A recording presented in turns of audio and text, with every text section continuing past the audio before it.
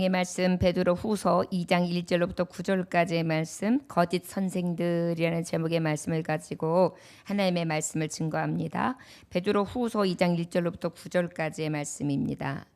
찾으셨으면 같은 목소리로 함께 합독하겠습니다. 그러나 백성 가운데 또한 거짓 선지자들이 일어났었나니 이와 같이 너희 중에도 거짓 선생들이 있으리라. 그들은 멸망하게 할 이단을 가만히 끌어들여 자기들을 사신 주를 부인하고 임박한 멸망을 스스로 취하는 자들이라. 여럿이 그들의 호색하는 것을 따르리니 이로 말미암아 진리의 도가 비방을 받을 것이요 그들의 탐심으로써 지어낸 말을 가지고 너희로 이득을 삼으니 그들의 심판은 옛적부터 지체하지 아니하며 그들의 멸망은 잠들지 아니하느니라.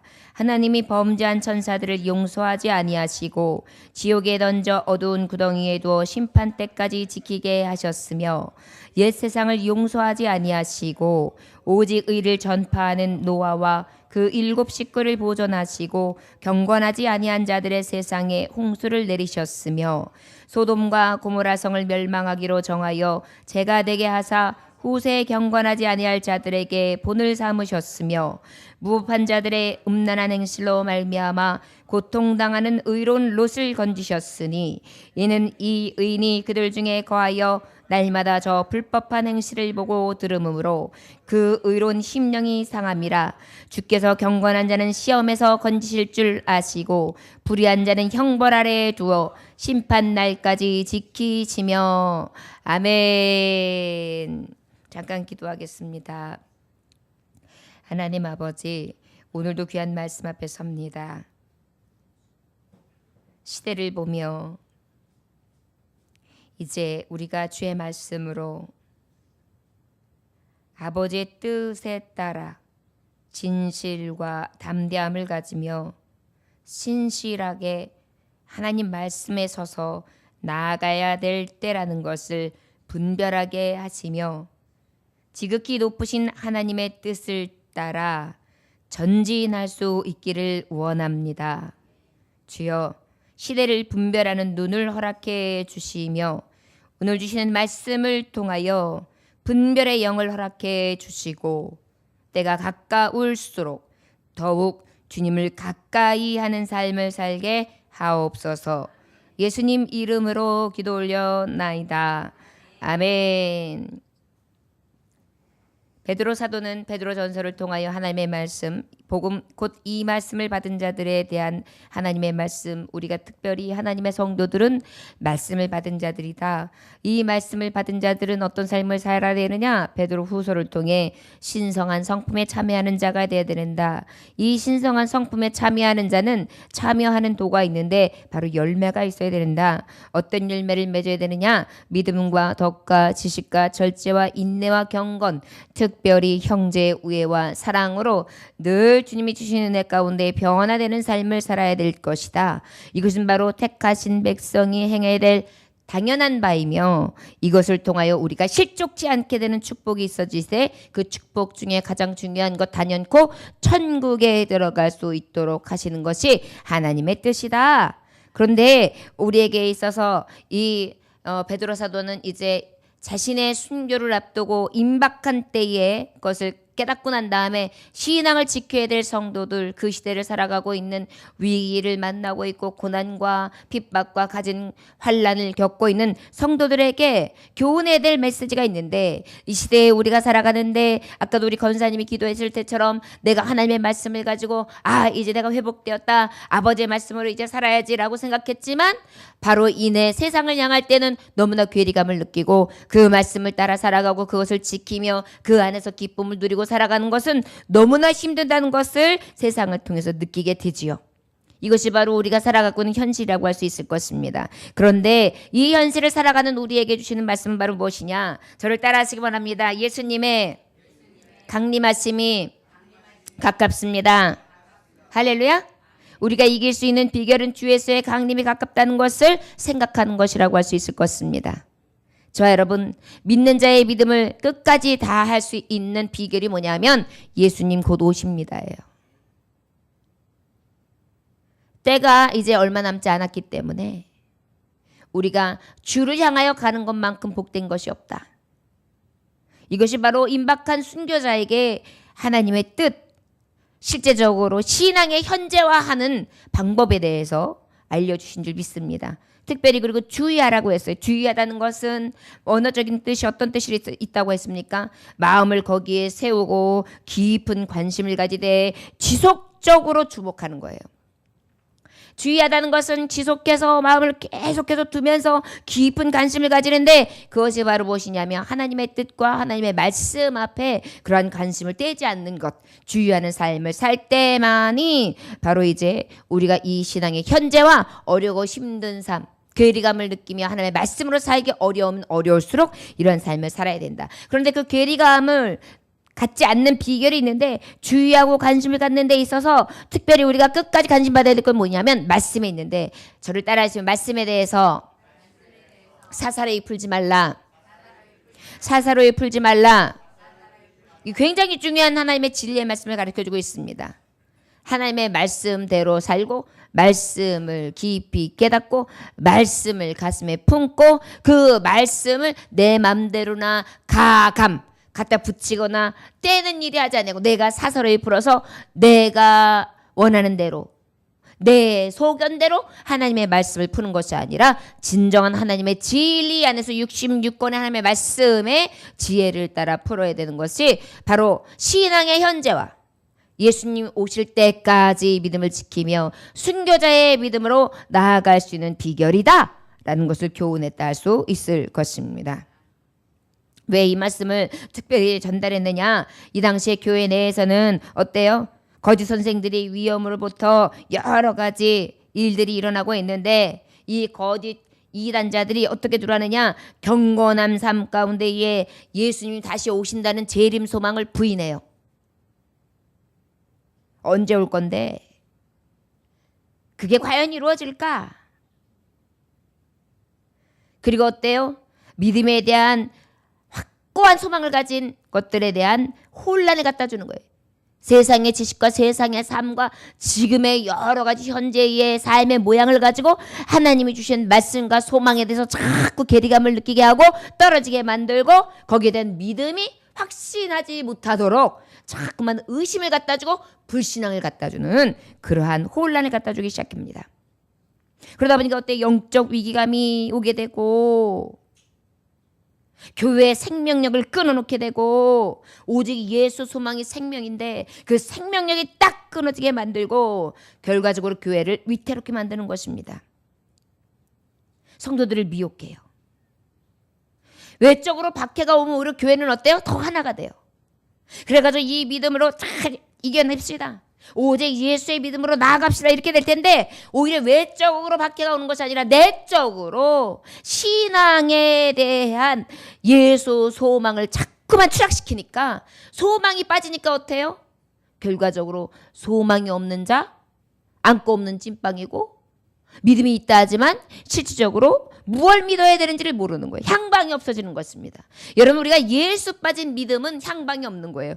우리는 믿음의 대상이 뭐예요? 하나님, 예수, 그리스도, 성령님이거든요. 그 대상을 잃어버린 거죠. 소망이 없다 보니까. 주님 다시 오십니다. 나는 그 주님 앞에 나아갑니다. 그리고 내가 이제 완전한 죽음에 이르거나 또한 영적으로 주님이 다시 오셨을 때 내가 다시 완전하게 부활의 소망을 가지고 부활의 영광에 참여할 수 있습니다.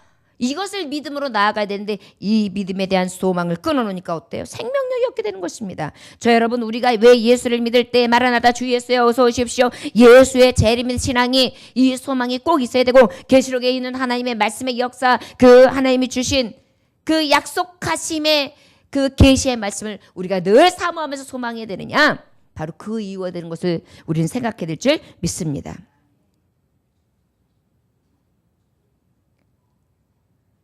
이러한 길을 가는 데 있어서 그릇된 신앙을 갖다 주는 자들에게 얼마나 이 교회 안에 들어오는 이단자들이 위험하게 우리의 영혼을 추락시키고 타락시키며 우리를 결과적으로 멸망시키는 심각한 문제성이 있는지에 대해서 확실하게 경고해 주고 경각심을 주시지 아니하면 안 되었던 거예요. 우리도 지금 향방이 없으면 안 돼요. 우리는 오직 예수님. 예수님 다시 오십니다. 예수님 나라, 하나님의 나라, 천국 다가올 이제 예수 그리스도에 만날 때 이때에 대한 영적 각성이 늘 우리 안에 흘러넘치시길 주님으로 축원합니다. 특별히 이 시대를 살아가면서 우리에게 있어서 가장 이단들은 어때요? 물론 뭐 어느 종파, 어떤 파, 물론 그것들도 굉장히 심각한 문제들이 가지고 있습니다. 그런데 그거보다 더 중요한 심각한 문제들이 뭐냐면 우리 안에 세대주의가 들어오는 거예요. 우리는 신본주의를 살아가야 돼요. 저를 따라하시면 됩니다. 우리는 신본주의를 살아야 합니다. 신본주의는 뭐냐면 하나님 중심적인 삶이에요. 그런데 세대주의는 어떤 거냐면 절충하는 거예요. 어떠한 의식과 의식들을 혼합해가지고 이럴 수도 있고 이럴 수도 있고 이럴 땐 이렇게 하고 이럴 땐 이렇게 할 수 있어 라고 해서 세대에 각 거슬러 가면서 그것과 타협해가지고 절충하는 걸 얘기해요. 혼합주의는 어떤 거예요? 여러 가지 사상들과 여러 가지 종교들을 갖다가 딱 하나를 만들어가지고 하나 만드는 거예요. 그래가지고 어때요? 근본 우리가 가지고 있는 본질이 완전히 변해버리고 마는 것. 또 어떻게 해요? 인본주의. 인간의 가치가 주됐어요. 사람 중심이어야 돼. 하나님도 사람 때문에 있는 것이고 사람이 사는 중심에 있는 거지. 하나님이 사람 뜻을 해. 사람이 먼저지. 맞는 것 같지만 우리는 신본주의. 하나님께서 나를 향하신 뜻, 하나님이 나를 만드신 목적, 하나님이 나를 통하여 하실 하나님의 나라, 그 나라에서 하나님 앞에 영광 받게 하실 나의 존재, 이 존재성에 대해서 어떻게 해요? 가지고 가는 것을 흐려놓는 거예요. 다원주의 뭐예요? 이것도 굉장히 위험한 것입니다. 각 개인들의 모든 것들은 다 무시하고 다수의 의견들, 그런 것들이 권력을 지향하는 중심이 된다고 믿는 거예요.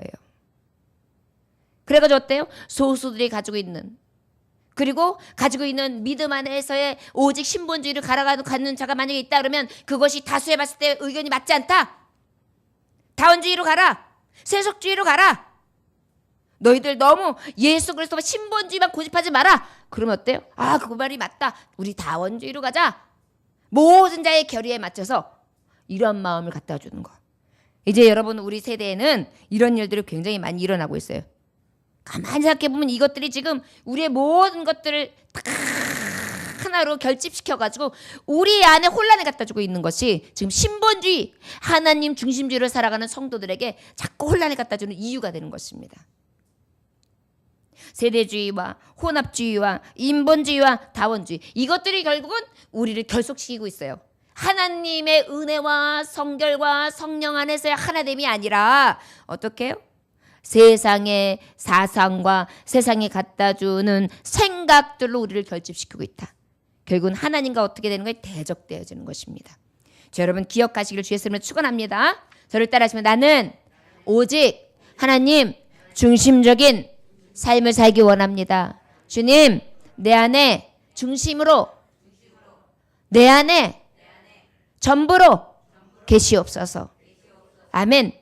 아, 그러면 너무나 정말 이기적인 종파가 아닌가, 종교는. 하나님을 믿는 이 기독교는 그럴까요?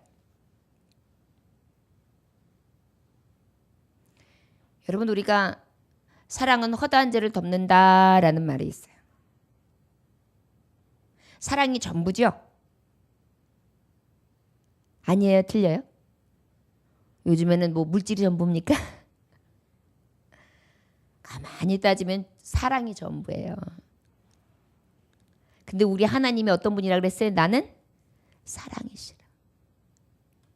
하나님을 전부로 삼는다는 것은 사랑을 전부로 삼는 거예요. 그러면 모든 것이 덮어지고 모든 것을 이길 수 있는 힘이 생기고 능력이 되고 또 그 안에 가장 지혜로우며 가장 힘있고 가장 능력 있는 길을 제시해 주는 길이기에 신본주의, 하나님 중심주의, 그 사랑이신 하나님으로 충만해야 되는 이유가 되는 것을 우린 기억해야 될 줄 믿습니다. 이건 억지가 아니에요. 우리가 가장 편안하게 갈 수 있는 길이고 우리가 가장 사랑으로 충만할 수 있어서 기쁨과 즐거움과 안식을 누릴 수 있는 길이기에 하나님은 이 길을 우리에게 제시해 주는 줄 믿습니다. 부모는요, 자녀를 사랑하기 때문에 가장 좋은 걸 주길 원하거든요. 그중에 인간의 부모들은 이기적이라서 자녀를 버리기도 하고 자녀에게 몹쓸 짓도 하지만 정말 부모라면, 인간의 탈을 쓴 부모라면 대부분 어때요? 자녀에겐 좋은 걸 주기를 원해요. 하물며 우리 하나님은 이 인류를 다 지으신 자로서 우리 믿는 자, 특별히 하나님의 자녀에게 더 좋은 것 주시기 원치 않으시겠어요? 그 좋은 것의 근본이 하나님이시기 때문에 하나님으로 충만한 삶, 하나님이 중심되는 삶을 살기를 우리에게 권고해 주시는 줄 믿습니다. 할렐루야.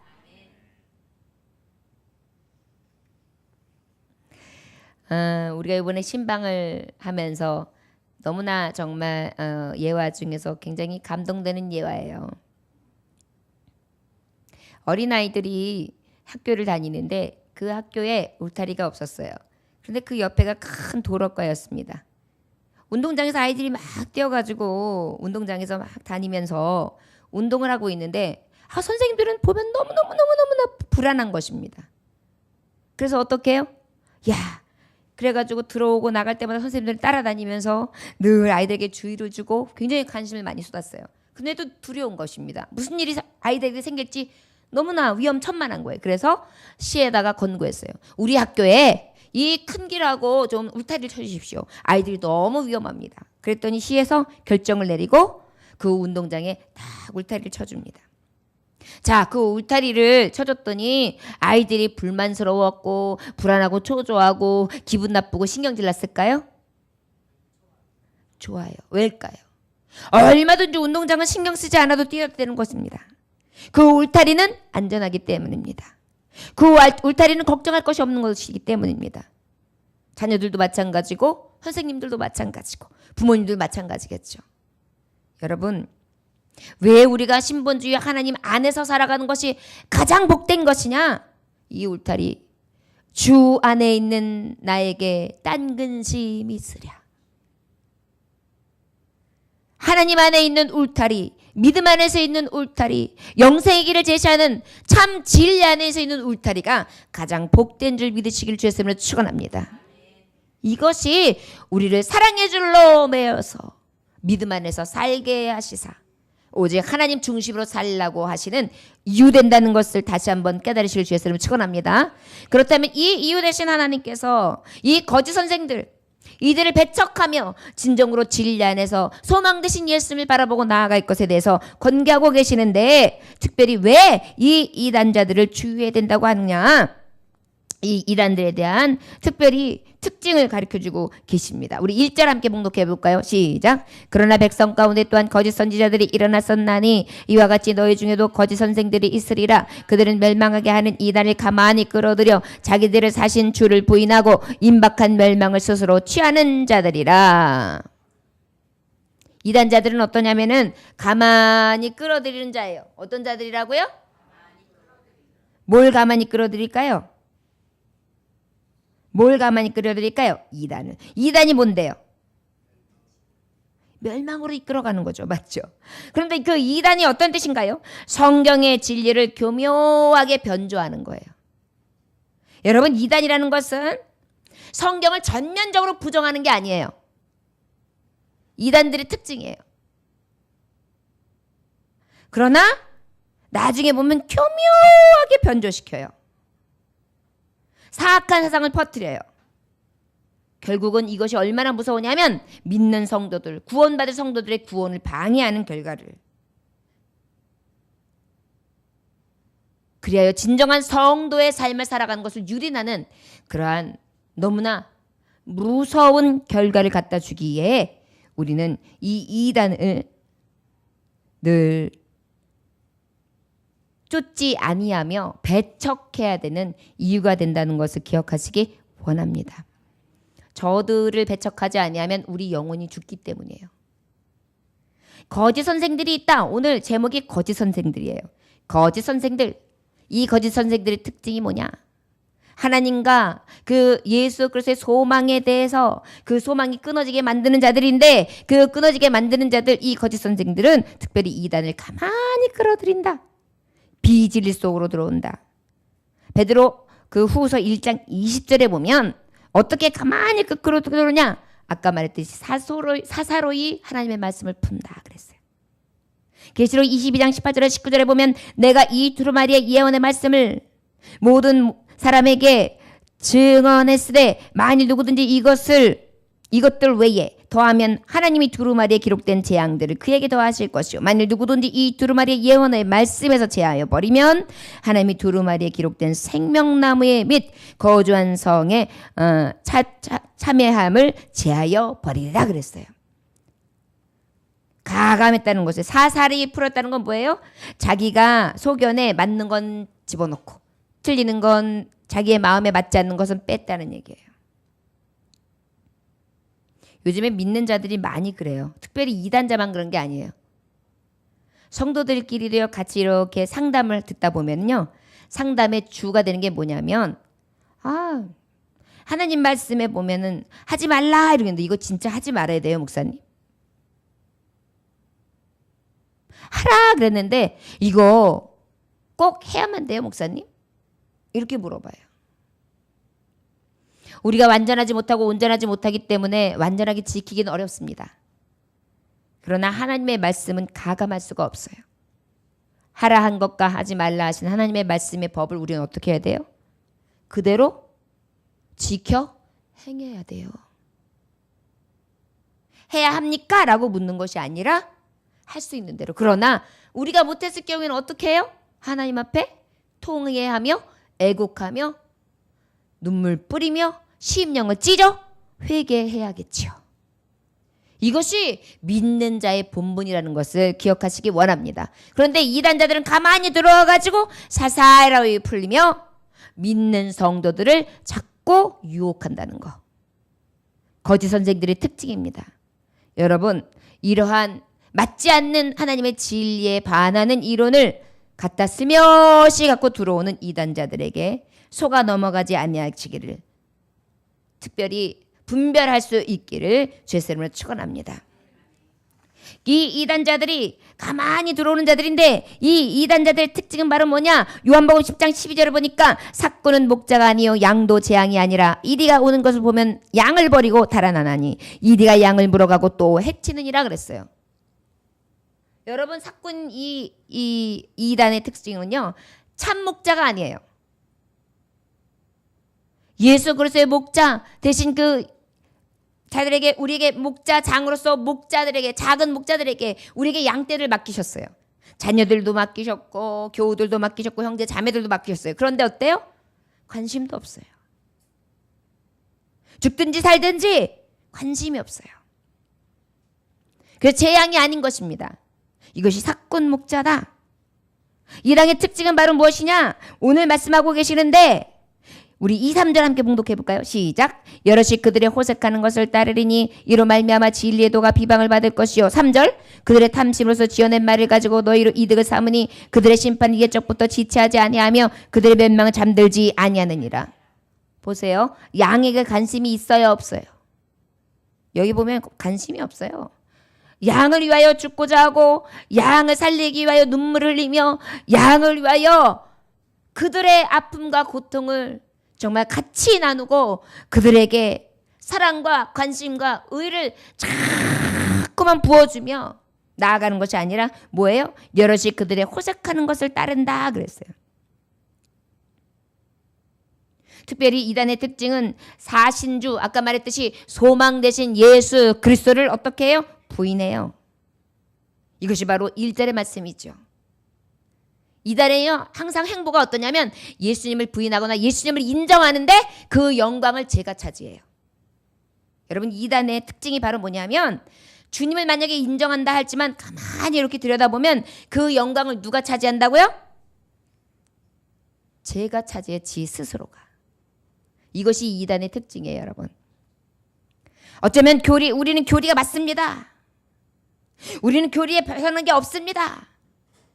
이것은 정말 기독교 총연합회에서 이것은 우리를 맞지 않게 지금 박해하는 것입니다. 그래요. 혹 설령 그것들을 어찌어찌 맞춰서 맞춘다 할지라도 그들의 속내를 가만히 보면 어때요? 저들은 영혼에 관심이 없어요. 그리고 그 주님을 부인하는데 어떻게 해요? 주가 주인이 되고 영광을 받으시고 주님의 나라와 주님의 뜻과 주님의 이름이 영광을 받아야 되는데 어때요? 교주가 영광을 받는다든지. 그리고 저들이 오히려 예수님이 되어가지고 영혼들을 갖다가 먹어버리는 이리가 되었다는 것을 우리는 보고 분별할 수 있어야 될 줄 믿습니다. 호색하는 것을 따른다 그랬어요. 여러분 지금도 매스미디어에 많이 나오죠. 그걸 다 기독교의 이름으로 해가지고 그게 참 문제예요. 그래서 세상에서 하나님을 잘 모르는 사람들은 다 교회라고 그러니까 우리 예수 믿는 교회로 생각해요. 근데 아니거든요. 그들의 특징이 바로 뭐예요? 항상 교주하고 여자하고의 문제, 스캔들이 많이 떠돌아다니잖아요. 이게 왜 그래요? 호색을 갖다가 일삼아요. 호색이 뭐예요? 다양하게 반복적으로 육체적 방종들과 그 행위들을 강조함으로 말미암아 하나님의 거룩하신 성품에 참여하는 것이 아니라 성령의 지배를 받아 살아가는 것이 아니라 정욕에 따라 살아가게 만드는 거죠. 그러다 보니까 여신도들을 갖다가 그리고 어때요? 또 그것으로 인하여 남색하고 호색하게 만들고 결국은 그것이 지탄이 돌아오는데 참 하나님도 아는 것을 참 하나님처럼 믿으며 교회라는 이름의 명명에서 거기서 어떻게 해요? 호색을 일삼음으로 세상 사람들에게 손가락질 당하잖아요. 이게 바로 주님을 부인하는 것이죠. 그리고 어때요? 호색을 장려해요. 할 수 있다. 여러분 우리가 기억해야 될 줄 믿습니다. 주님은 거룩하신 분이세요. 아담과 하와를 지으시고 그러한 다음에 처음에 에덴 동산을 건립하시고 난 다음에 하신 것이 인간을 창조하셨는데 인간의 창조 후에 독식하는 것이 좋지 않겠다 싶어가지고 한 것이 이브를 지으신 거예요. 그리고 어떻게 하셨어요? 둘이 한 몸 되게 하셨어요. 하나님의 법칙은요. 두 부부가 하나 되게 하신 거예요. 두 사람이 하나 되게. 한 몸을 이루게.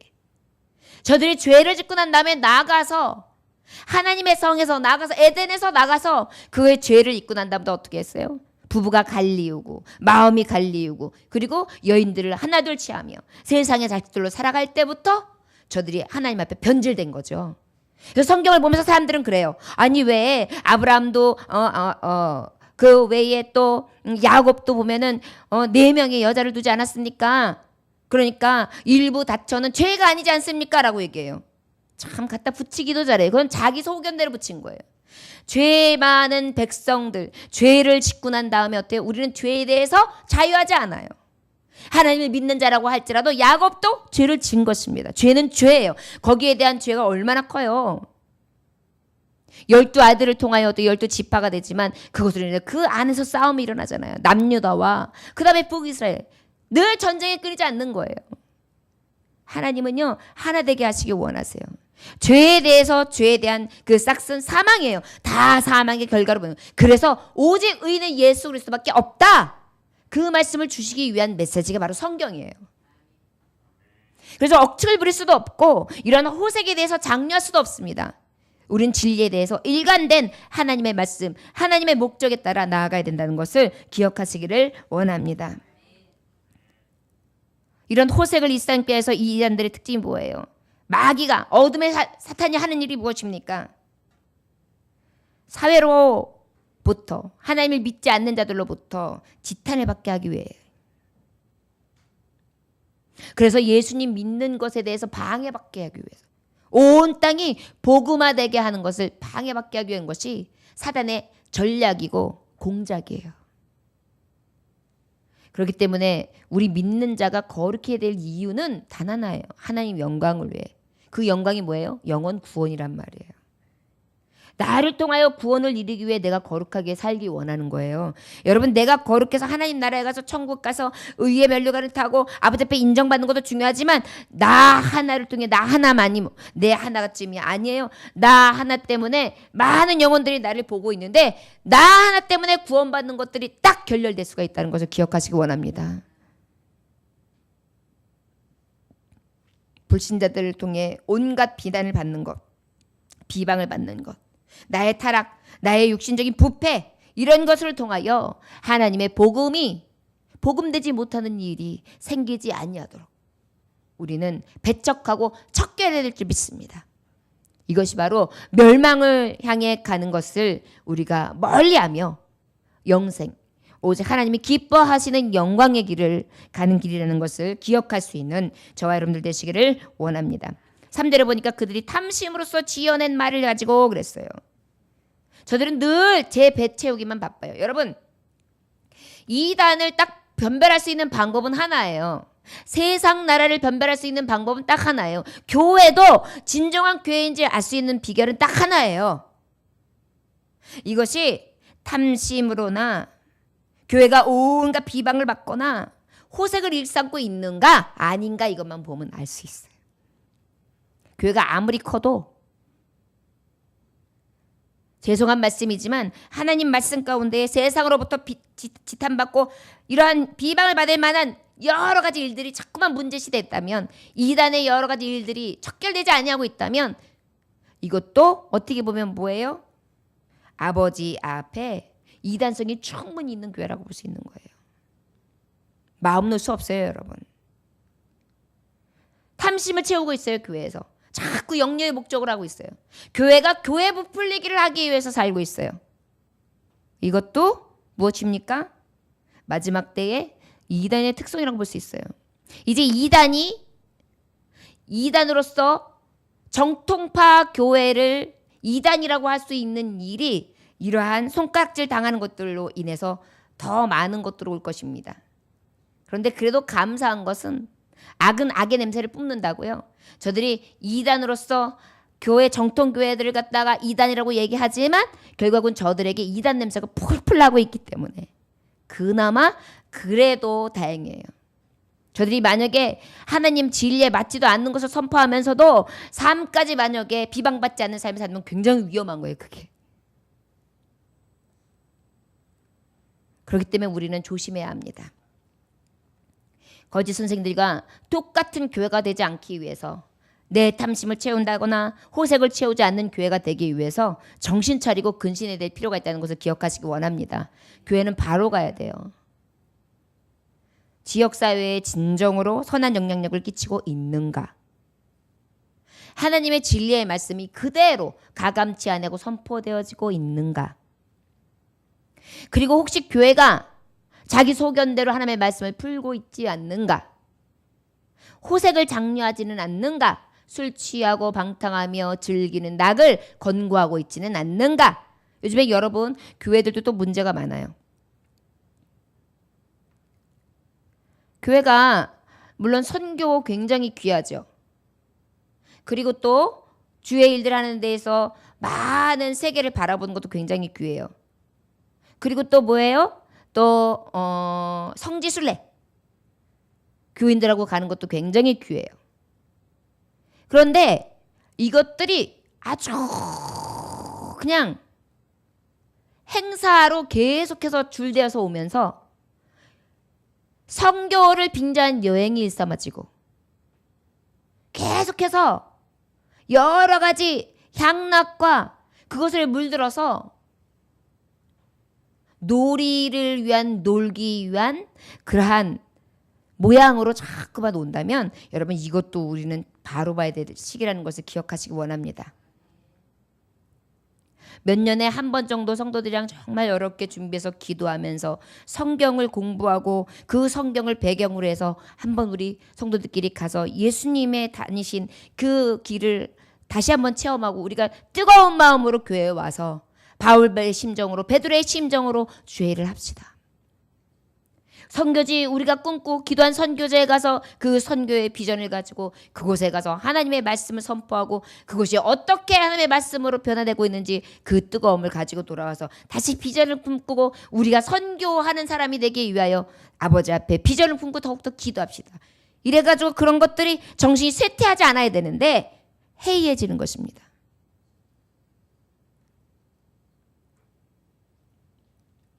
세빙등이라는 게 있어요. 세미나를 빙자한 등산대회. 그래가지고 목회자들도 어쩔 때는 그런 것을 많이 써먹어요. 어쩌다가 1년에 한 번, 2년에 한 번, 뭐 아니면 1년에 한 번, 분기에 한 번 노예 모임이라든지 총회 모임이 있어서 그것으로 인하여 모임이 있을지는 있어요. 그렇지만 그 외에 뭐다 해가지고 너무나 많은 즐김으로써 그 즐기기 위한 낙이 전부가 되는 실태. 이런 것들 우리가 다 조심해야 된다는 것. 이것은 선포하는 여기 있는 목사에게도 제가 선포하고 있는 거예요. 시대를 분별해야 됩니다. 탐심을 채우기 위한 교회가 아니라 정직하고 의로운 하나님의 말씀 앞에 아버지의 때를 분별할 수 있는 분별력이 저와 여러분들에게 있어지길 주의 이름으로 축원합니다. 마지막 4절부터 9절까지의 말씀은 어떤 말씀이냐? 하나님이 범죄한 천사들을 용서하지 아니하시고 지옥에 던져 어두운 구덩이에서 두어 심판 때까지 지키게 하셨으며 옛 세상을 용서하지 아니하시고 오직 의를 전파하는 노아와 그 7 식구를 보존하시고 경건하지 아니한 그들의 세상에 홍수를 내리셨으며 소돔과 고모라 성을 멸망하기도 정하여 죄가 되게 하사 후세기에 경건하지 아니한 자들에게 본을 삼으셨으며 그랬어요. 저 여러분, 거짓 선생들의 마지막 결과가 있습니다. 이단들의 특징에 대해서 말씀하셨고 그 이단들이 가만히 끌고 들어온 저들의 정말 세계라고 했다면 마지막으로 어때요? 저를 따라하시곤 합니다. 이단자들이 거짓 선생들이 하나님께 받을 심판, 하나님 앞에 심판을 받을 자리라는 것을 말씀해 주고 계세요. 여러분, 이런 사람들이 아유 목사님 그래도 살아가는 거 보면 그 사람들 참 신나게 살아요. 인생 뭐 있겠어요? 살려면 그렇게 살아봐야지. 폼나게 살아봐야지. 그럴까요, 여러분? 만약에 그렇다면 우리는 예배 때마다 나와서 예배할 이유가 없을 거예요. 우리 좀 폼나게 살아야죠. 즐겁게 살아야죠. 그런데 이제 받을 심판이 얼마 남지 않았어요. 하나님은 행한 대로 갚아주십니다. 그렇다면 이 받을 심판에 필연성이 있는데 이 필연성이 누구에게 임할 거냐? 4절에 보니까 범죄한 천사들에게 임한다 그랬어요. 근데 그 범죄한 천사들이 어디로 가느냐? 오늘 말씀 보니까 지옥에 간다 그래요. 어디 간다고요? 지옥. 타르타로스. 헬라어로 타르타로스. 지하 세계의 가장 낮은 곳. 가장 무섭고 비참한 곳. 가장 깊고 어두운 지하. 헬라어에서 이 일이 파생된 이유는 당시에 헬라인들은 어때? 제우스 신을 섬겼잖아요. 그래서 제우스 신에게 범죄한 신들이 영원히 형벌받는 곳을 지옥이라고 얘기했어요. 타르타로스. 근데 우리 믿는 자들, 우리가 하나님의 소망을 가진 자들은 어때요? 이제 이 지하세계, 영원한 불지옥, 이곳에 범죄한 천사들, 악한 영들, 이단을 갖다 가만히 들여다주고 하나님의 진리를 비방하며 세상 사람들로 하여금 여러 가지 비방을 받게 함으로 믿음으로 구원을 이루지 못하도록 방해하는 세력들, 결과적으로는 어떻게 된다? 지옥에 들어간다. 심판을 받을 자다. 5절부터 6절에 보니까 세상에 대한 심판도 있다. 천사들에 대한 심판이 있다면 그 다음엔 세상, 이 어둠, 세상 가운데 심판이 있다. 특별히 오늘 아버지의 말씀에 예를 든 것이 바로 무엇이면 노아. 7 식구들은 보존되었지만 나중에 그 외에는 홍수로 싹 멸망을 당하지요. 여기서는 보존의 법칙과 심판의 법칙이 있어요. 특별히 받을 심판이 있는데 이 거짓 선지자들은 어떻게 된다? 다 심판의 법칙이 있다. 심판을 받는다. 이 세상이 어떤 세상이었습니까? 특별히 노아의 세대는요. 이런 이야기가 있습니다. 그 노아의 그 사가의 이렇게 말에 의하면 그 하나님의 세상에 죄악이 가득해가지고 진노를 하시기 위해서 노아에게 노아야 너 가서 방주를 쪄라. 그래가지고 120년 동안 노아는 방주를 열심히 져요. 120년 동안 뚝딱거리고 있는데 마른 하늘에 홍수가 내리지 거기다 또 어때요? 저 아라랏산 위에다 산 꼭대기에다 짓고 있단 말이에요. 바닷가 근처도 아니고. 미친노인이죠.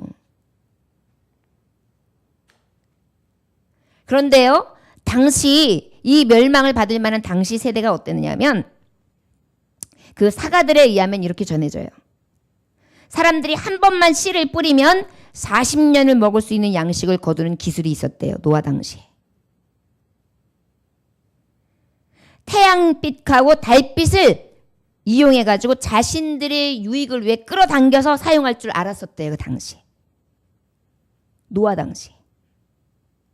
또 아기가 어머니의 뱃속에 10달 동안 품어야 되는데 하나님의 섭리에 배반해서 일주일로 단축해가지고 일주일 만에 아이가 나와요.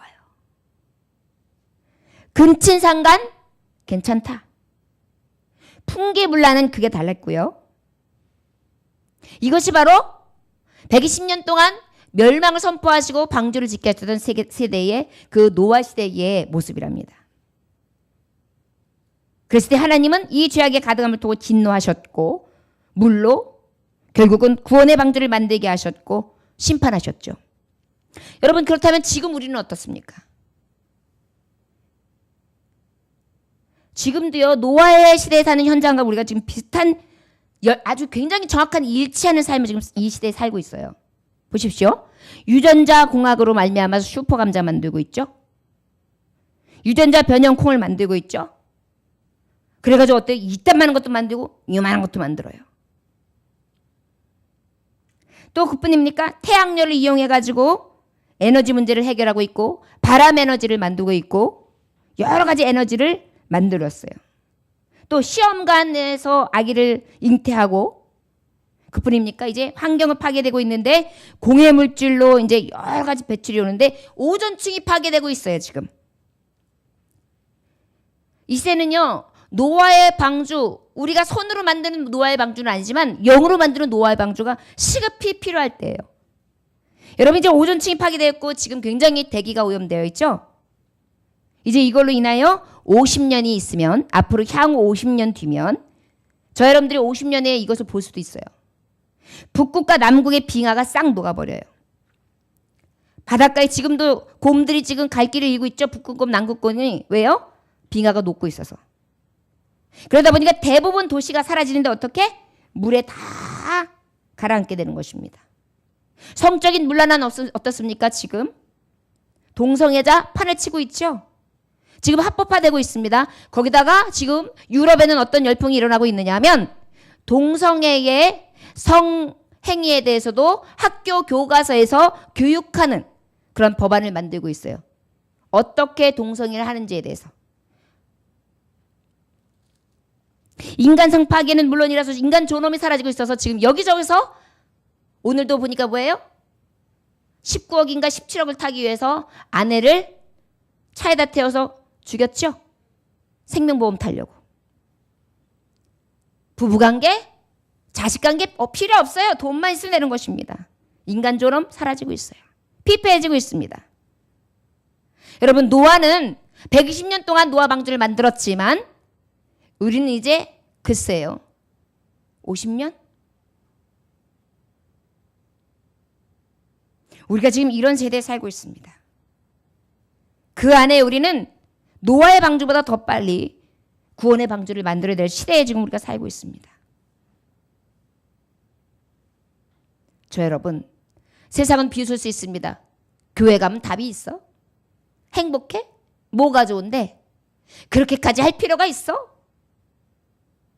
세세주의와 세속주의와 그 다음에 여러 가지 우리에게 갖다주는 많은 세계 속의 생각들을 갖다 주면서 믿음에 대해서 반하고 있고 또 이란의 종파들을 통해 득세함으로 진정한 진리인지 무분별할 수 있을 정도로 분별이 되지 않을 정도로 그렇게 파괴되고 있습니다.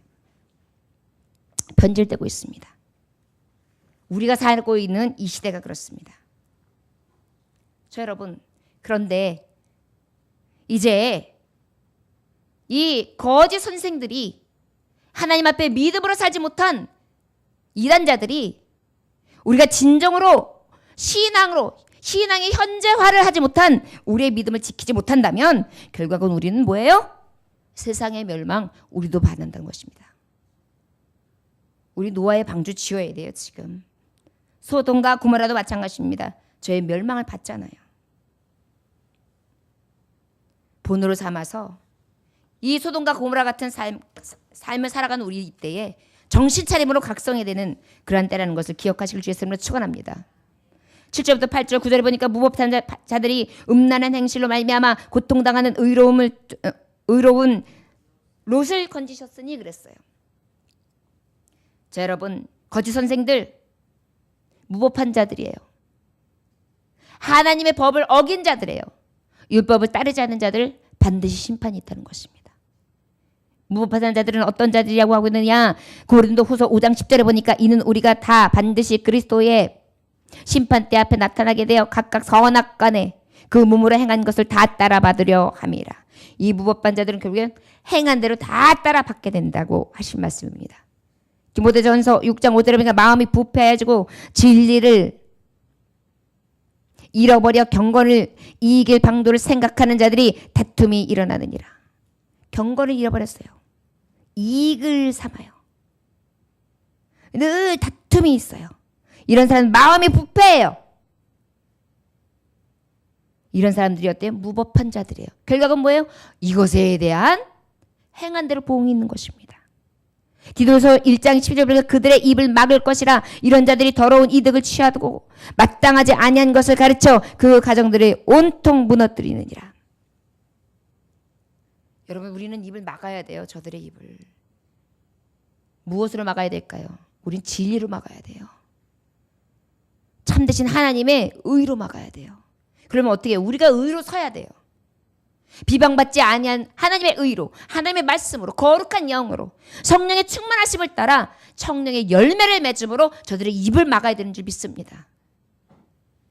다니엘이 사자의 입을 막을 수 있는 비결은 무엇이었습니까?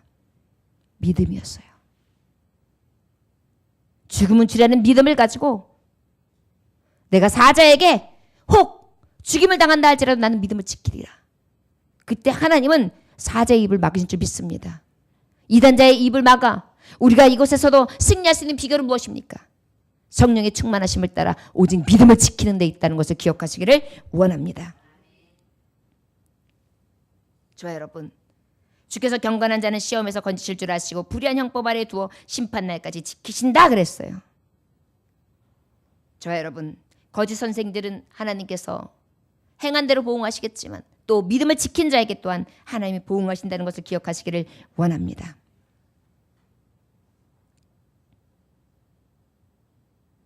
하나님께서는요, 아버지의 뜻을 따라 진리를 따라가는 자들과 진리에서 떠나 죄악과 불법을 행하는 자에게 참으시고 참으시되 기회를 주셨다가 그 기회가 끝나면 그 행위대로 심판하시는 멸망이 반드시 있다는 것을 기억해야 될 줄 믿습니다. 저 여러분, 그렇다면 이 말씀을 왜 주셨을까요? 거짓 선생들에 대해서 분별해야지. 나는 믿음 생활 잘해야지. 똑바로 정신 차려야지. 이것 때문일까요? 성도 여러분, 왜 이 말씀을 주셨을까요? 이 불법이 횡행하고 이단 사설이 난무하는 세대에 어떻게 살아가야 할까요? 진리를 따라? 말씀을 쫓아?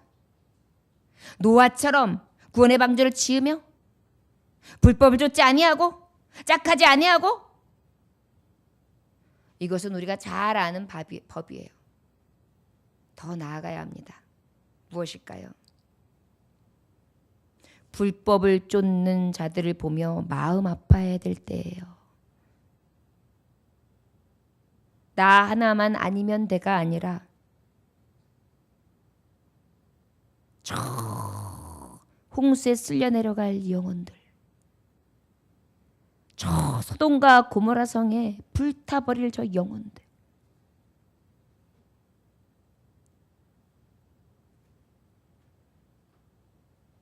그래서 그 불법에서 돌아서도록 진리의 깃발을 높이 들면서 이제 진리를 힘있게 외쳐야 된다는 것을 말씀하고 계시다는 것을 기억하시기 원합니다. 사도들이 했던 것이 무엇입니까? 회개하라, 천국이 가까워졌다. 저들이 천국을 얻지 못하고 여기에 있었던 것이 아니에요. 저들의 관심은 그 예수를 모르는 자, 그 예수의 법을 따르지 않는 자, 불법이 가득한 자, 이단자들, 그리고 하나님을 모르는 거짓 선지자로 인하여 하나님 앞에 진정으로 나아가지 못하고 이 영생의 길을 가지 못하는 저 죽어가는 영혼들 때문에 가슴 아프면서 예수의 마음을 품고 십자가의 사랑으로 바라보는 그런 안타까운 찢어지는 심령이었다는 것을 기억하시기 원합니다. 그런 마음으로 지금 베드로 사도가 성도들에게 이 복음을 전하고 있는 거예요. 대한독립 만세를 외쳤던 수많은 열사들, 그 어린 신명들, 어렸던 청년들, 무엇입니까? 생명을 살리고 이 나라를 살리고 그리하여 이 나라가 유구하게 영광스럽게 찬란하게 되어지기를 후세대들에게 기쁨과 만족을 주기 위해서 자기 한 몸을 희생했죠. 우리는 어떻게 해야 될까요? 우리 예수님이 자기 백성을 구원하기 위해서 우리까지 죽어가는 이 이방 민족들까지 다 구원하시기 위해서 저 한 몸을 죽이시듯이 우리도 생명 살리기 위해 죽어가는 영혼을 위해 어떻게 해야 될까요? 내 형제, 자매, 가족, 동료, 나라, 민족 이들의 열방 생명을 위해서 생명의 빚진 자로서 기치를 들고 깃발이 되어 외쳐야 되는 줄 믿습니다. 거짓 선생들이 난무하는 이때에 우리가 그들과 다르지 않게 하면 다시 한번 생각하고 아버지의 말씀을 따라 진정으로 한 영혼 한 영혼을 불쌍히 여기며 복음 전파할 수 있기를 원합니다. 여러분, 이단들 아유 저들은 멸망이야.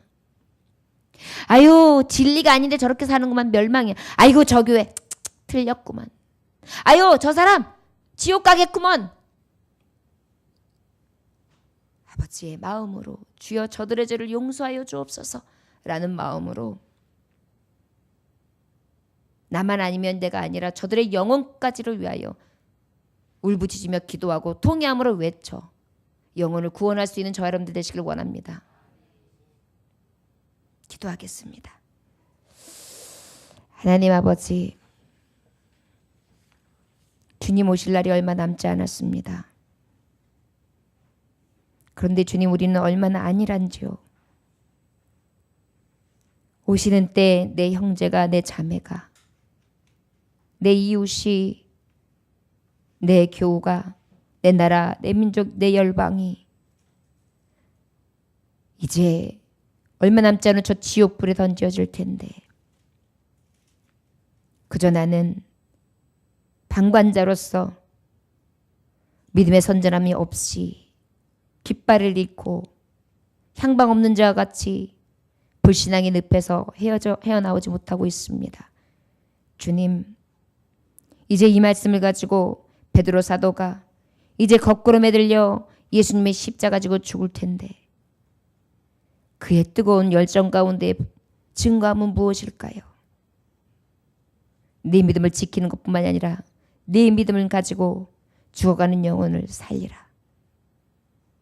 아버지여, 이 복음의 메시지 앞에 죽어가는 영혼들을 불쌍히 여기며 안타까운 심정으로 진리의 말씀으로 살리는 자들 될 수 있게 하여 주옵소서. 거짓 선생들에게 유혹하고 미혹받는 것이 아니라 더 나아가 진리를 수호하며 이 말씀을 따라 생명을 살리는 자 되게 하여 주옵소서. 예수님 귀하신 이름 받들어 기도 올려나이다. 아멘. 찬송하시겠습니다. 찬송.